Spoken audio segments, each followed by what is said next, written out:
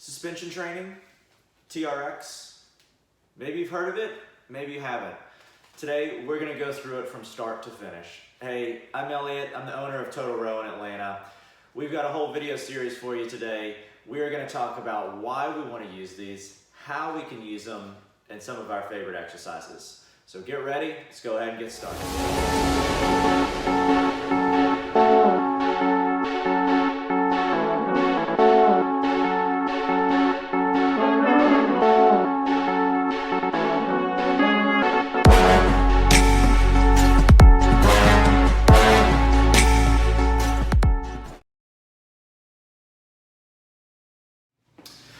All right, so let's first talk about what is TRX, what is suspension training. So they essentially mean the same thing. TRX is the name of a company. It's a company that really brought these to the forefront. Great product. It kind of revolutionized suspension training, brought it into the mainstream, and the name of the company, TRX, has become synonymous with suspension training. So the first thing to know is when you hear TRX or suspension training, they're the same thing. TRX is just the name of a really big brand. They have a great product. The one I'm using is not TRX. Very similar. It's structurally exactly the same, but just know that TRX is kind of the big dog. Great product. You know, you can look them up, TRX Training. I'll link it, and I'll link where I got this from.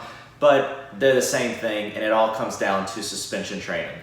So, suspension training is exactly what it sounds like. You're suspended. I'm suspended up to my little home gym here. At my Total Row gym, I've got them suspended up on the wall. You can suspend these things on anything. It's one of the best parts of suspension training. When you go to the park, you can hang it on a tree limb or from a jungle gym. You can go outside at your house and hang it on your deck. You can mount it on the wall, you can mount it on the ceiling, you can mount it on a pull-up bar. Literally as many places as you can think of. If there's a hook, if there's support that can hold your weight, you're good to go. You usually need at least 6-7 feet, probably 8 to 9 is a little bit better. I have a lot of slack, you can tell, and you can see how low this is. So this is probably somewhere in the neighborhood of 7 feet or so. So getting a little short, but know that one of the biggest benefits of suspension training is it's mobile. You go on vacation, you travel a lot, throw this in your suitcase, it bundles up real small, fits in your suitcase, and you can use it in your hotel. The second really big advantage of TRX suspension training is it's unbelievably scalable. I'm going to talk to this a little bit later, but essentially you can use your feet or in some cases your hands to change your positioning so that the suspended weight is different. Meaning I could be in one position where I'm laying down nice and low with my feet way back behind me. And as I stand up, it's gonna get easier, it's gonna get lighter. So know that this is a great tool for a professional athlete as well as somebody who's just getting started in fitness and everywhere in between, which is also great. So if you buy this on day 1, on day 100, you haven't bought 3 or 4 new products. All you've done is just made some small adjustments.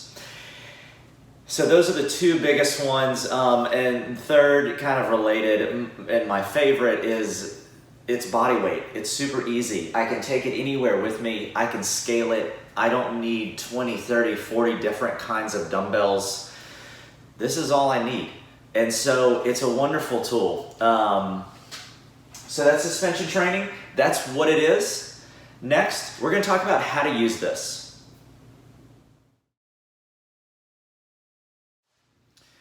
All right, so we talked about the why. It's a great exercise, scalable, you can use this thing anywhere. Now let's talk about the how do we do this. And you'll notice that I've flipped the camera up so that it's up and down. And you're gonna find out exactly why I've done that in just a second, but essentially you're gonna need to be able to see my feet as well as I want you to be able to see up top. So there's a few points I want you to know when you're setting up a TRX. And remember, you can set these up anywhere. So the first, our suspension point up at the top. This is where everything begins. I have mine up on this bar. It's super strong. It's not going anywhere. Again, you can use any point you want. You can put it on the ceiling if you like. You can put it up on a wall. I always like, as a rule of thumb, to look 7 feet or so is about my minimum. 9 upwards to 10. You're getting pretty high up there. This would work perfectly fine on a 10-foot ceiling coming from the top all the way down. But any higher than 10, you're starting to get pretty high up there. And what we're looking for, if you can see, is my handles are about a foot or so off the ground. Now this is a pretty good place to start when you're setting up. So you find your point, 7 or 8 feet. The handles are about a foot off the ground. I'm going to show you how to adjust those in just a second. The key thing with the top point is that you have to remember that you're going to be going out. So if you have a room that's 5 by 5 feet, you can't put this thing way up high because the angle is going to go way too far and you're going to run out of room. Now, if you're out in a park, you can put this as high as you want as long as you have enough strap because you have plenty of room to work. So top point, based on the room, just so you have enough space to work with. Next part, 2, go into those handles I was just referring to. When you go to a TRX or a suspension band, they're all going to have some type of metal, usually, hopefully, or potentially plastic clippings that you can clip and you can slide up and down. What that does is it just lengthens and shortens the strap. So what we're looking for is when we find the correct height for our room, we adjust these so that the handles are about a foot or so off the ground. Now there's some exercises that might change a little bit, but for the purposes of this video, if you're trying to set up at home, this is a great place to start.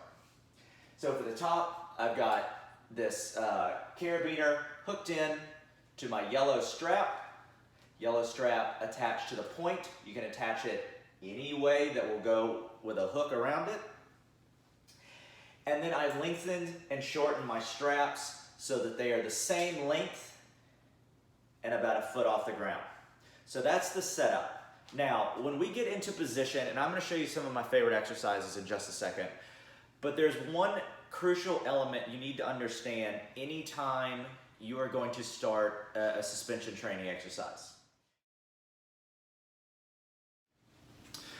So now that we understand how to set up our top point, finding that suspension point, we've got everything nice and straight, the correct distance from the floor. Let's talk about how to actually get set up to do an exercise and what we're looking for and what we teach at Total Row. There's a few things.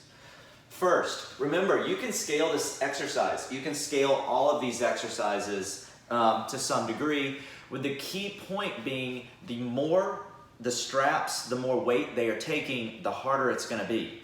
So the more you bear down, the harder the exercise is. To do that, let's look at a common exercise that's called a chest press. It's one of our favorites. We have our hands right out in front of me. We're trying to work our chest, our shoulders, our triceps, and our core. So to do a chest press, you just drop down, let those elbows float out beside you, get nice and low, and then you're gonna push out. So very simple exercise. I'm keeping my core nice and tight. The key now to set up and scale this exercise is my feet placement. So go ahead and look down at where my feet are, and this was one of the reasons we flipped the camera, is I need you to be able to see all the way down. So what happens is if I want to make this a really tough exercise, what I do is I start walking my feet back, and I'm walking back, and I'm already feeling it, and I'm already feeling it. If you notice my body, I am now almost parallel to the ground. So what that means is when I drop at this point and I push back, I am pushing nearly all of my weight because the angle has been reduced so small, I'm almost pushing straight up and down. Conversely, if I'm trying to do maybe a set 10 or 12, I hit 3 or 4 and I'm going, no way, start taking some steps out. One little step.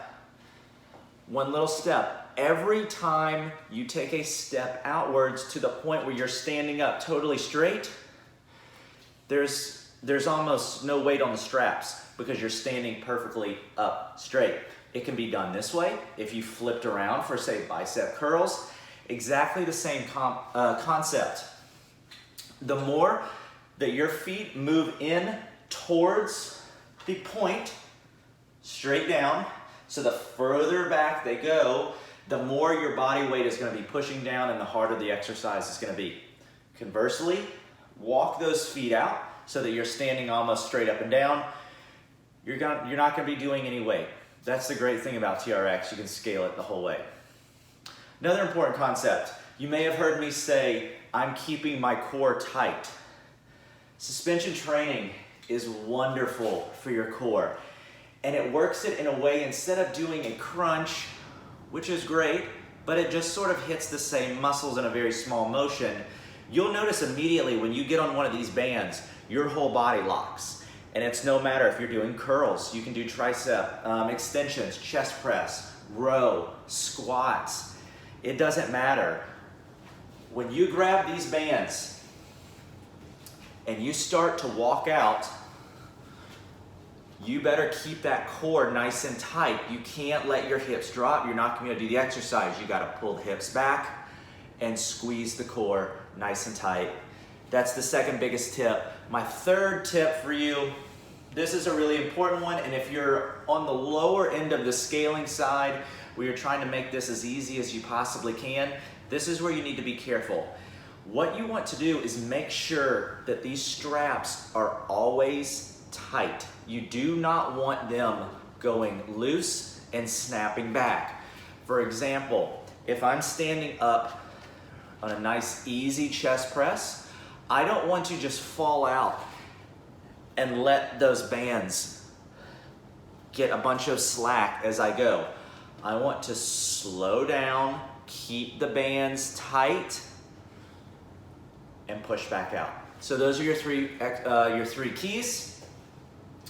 First, set your feet. That's always important. No matter what you're doing, no matter how many reps, how many sets, when you switch an exercise, set the feet first. As soon as the feet are set, squeeze that core in right behind the belly button, pull yourself up tall. And third, don't let the rope get a whole bunch of slack in it. You want to keep it nice and tight the whole way. So now, I think it's time. Let's take a look at some of our favorite exercises.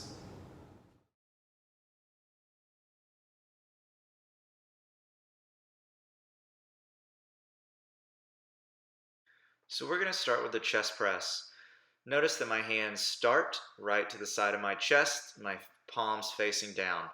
My elbows gently drift out to the side, and when I'm ready, I take my hands and I snap them up and together. I pause, and then I gently and slowly come right back to my starting position. I keep my core tight the whole time. This is a phenomenal exercise working your chest, your shoulders, and your triceps.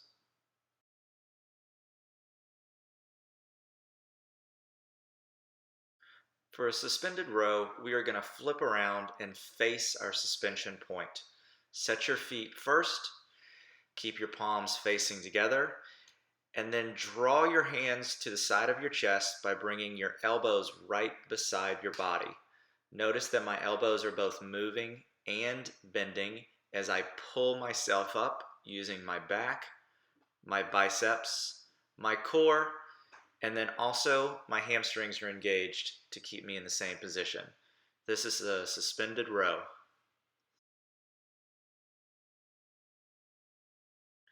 Bicep curls are nearly the same as a row with two key differences. First, your hands are facing up, and second, your elbow positioning stays the same.